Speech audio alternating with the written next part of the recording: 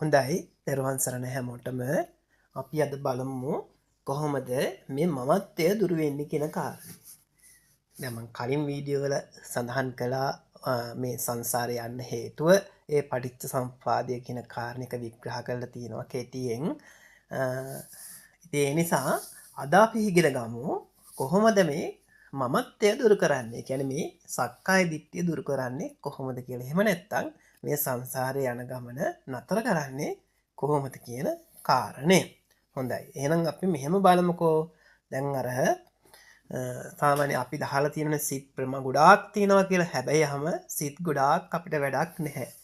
අය සිත් ගොඩාක් හැදුනත් සිත් 80 ගණන් හැදුනත් ඒවා අපිට පළක් නැහැ. හේතුව ඒ හැදෙන ක්‍රමේ එකම විදියක් තමයි හැදෙන්නේ. ඒ හැදෙන ක්‍රමේ එක විදියක් වුණාට ඒ සිත්වල වෙනස එක එක ඒවා තියෙනවා. දැන් මෙහෙම කියමුකෝ. දැන් සමහර සිත් තියෙන දේශ සිත්.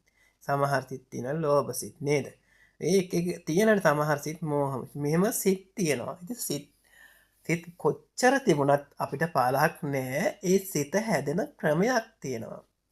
සිතක් හඩගන්න එම නැත්නම් යම් අරමුණක් අටගන්න යම් ක්‍රියාපටිපාටියක් තියෙනවා.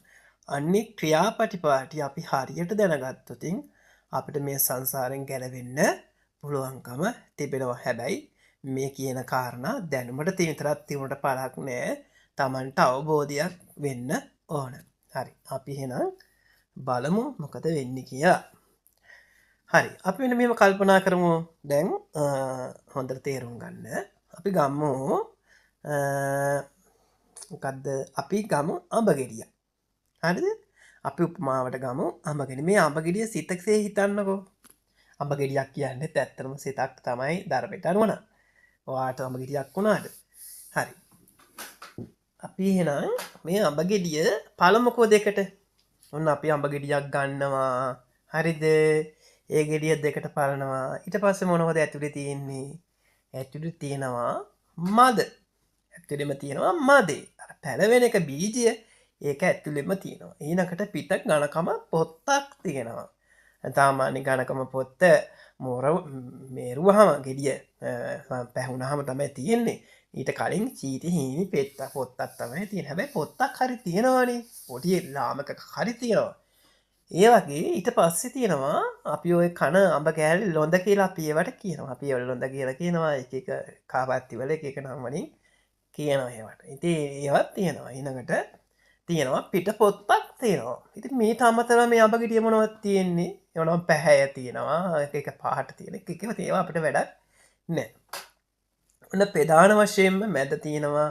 ඒ මදේ තියෙන මේ ටිකනේ තියෙන්නේ. අපි දැන් ඔන්න ඔය පැහිච්ච ගෙඩියක් නෙවෙයි බැරිවේ. අපි ඔය ගෙඩියම ලා ගෙඩියක් ගන්නකො. ඒත් ඔය විදියට ඔය ආකාරයෙන් එක එක විදිහට වෙනස් වුණාට තියෙන ප්‍රමාණ ආකාරය එකයි. හැටයක් තියෙනවා නේද? තියෙන ඒ ටික ඔක්කොම තියෙනවා. ඊළඟට අපි බලමු.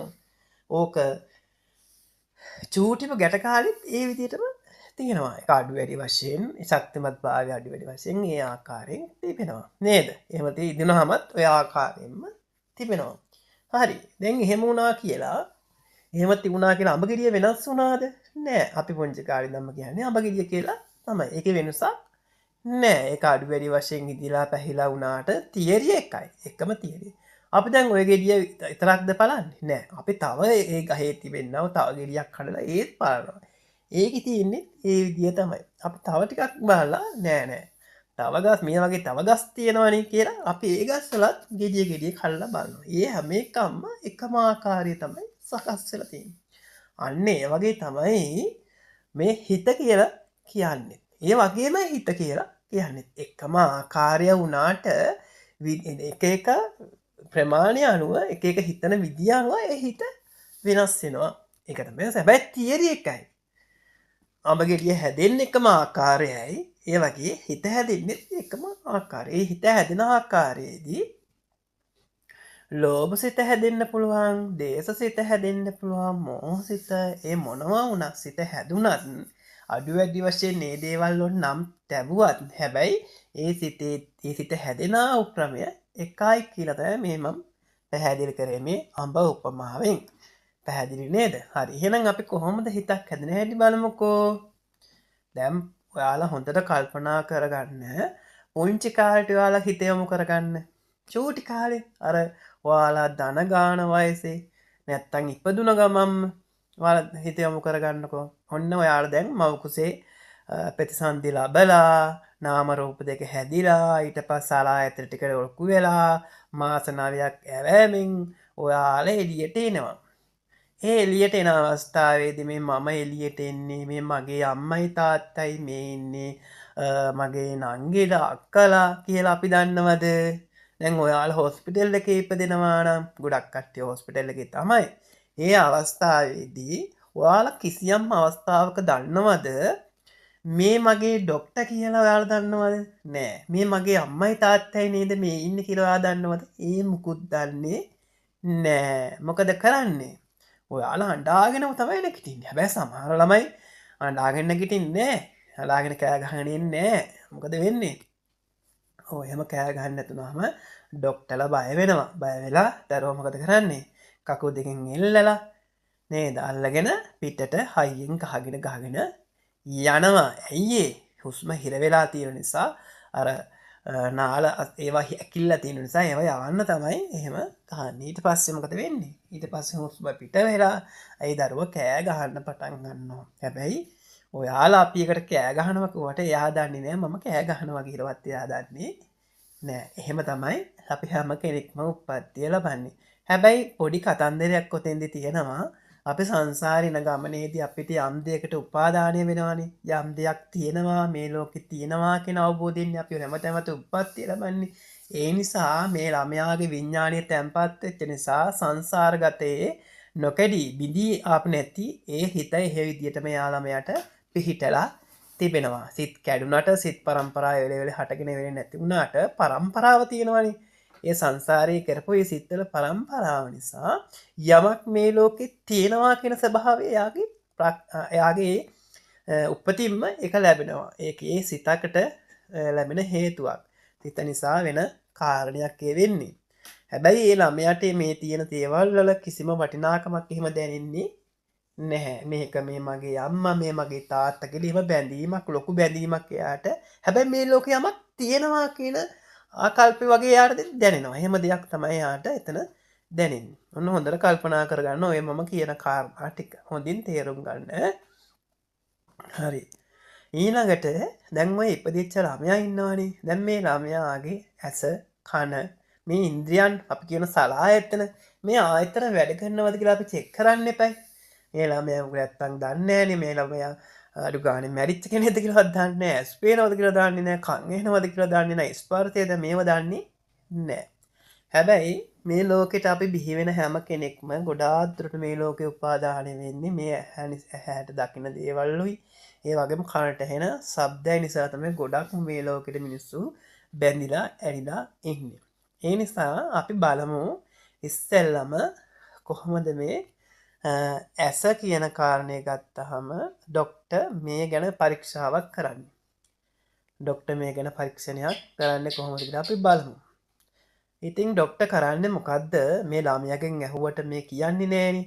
දරුවෝ යාගේ හැපේනවද කියලා. ඒ නිසා මොකද කරන්නේ ඩොක්ටර්? පුතේ බයිනවද කියලා අහන්නේ නෑ.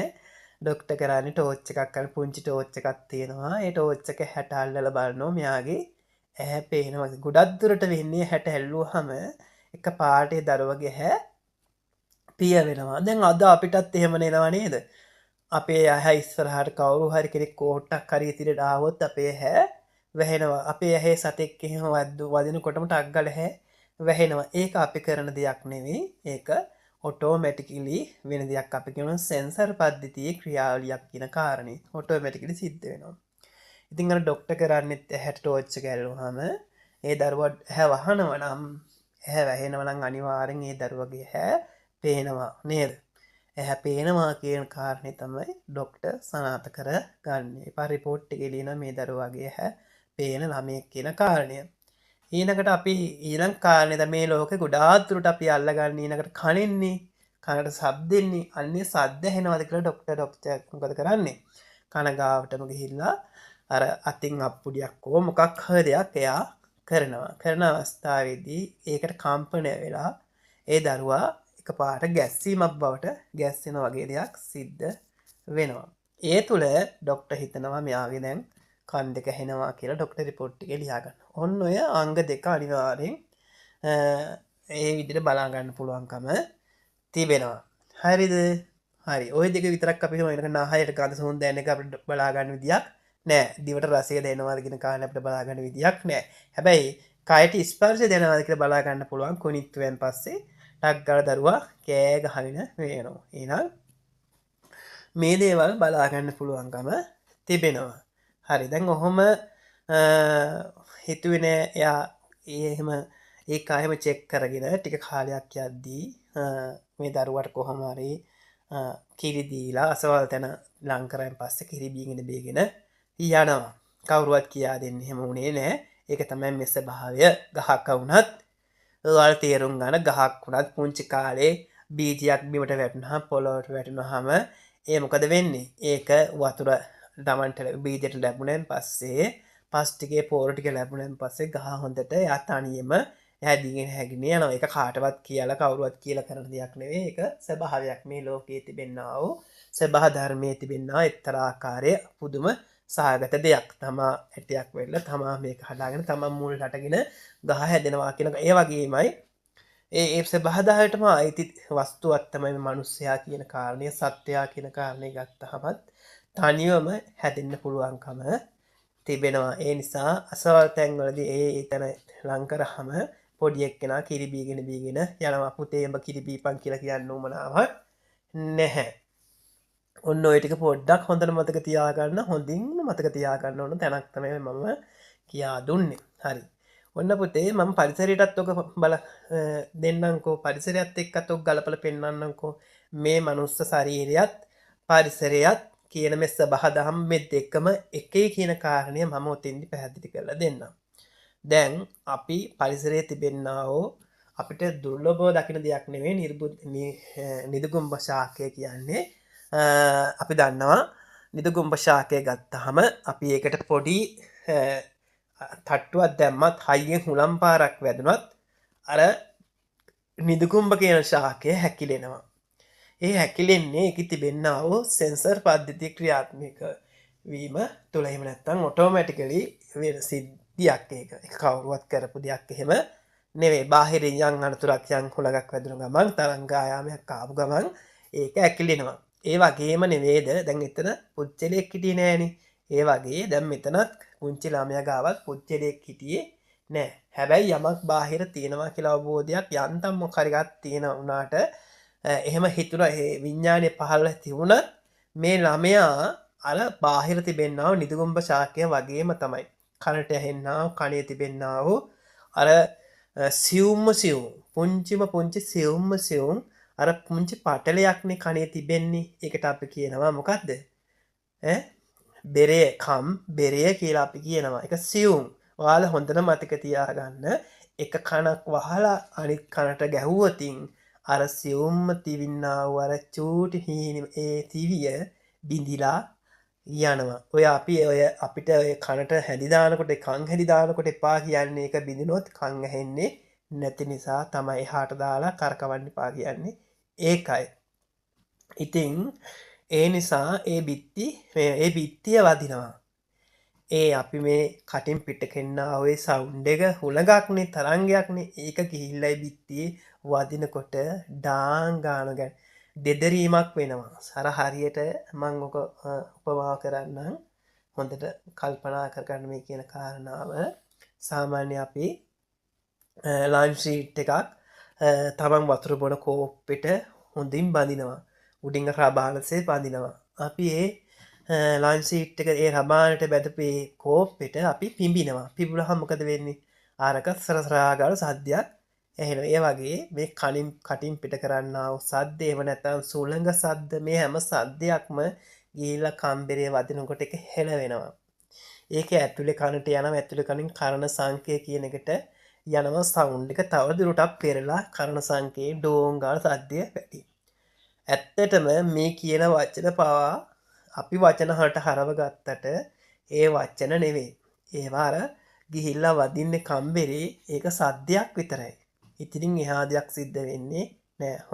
හොඳට කල්පනා කරන්න. අර පුංචි කාලේ ඩොක්ටර් කන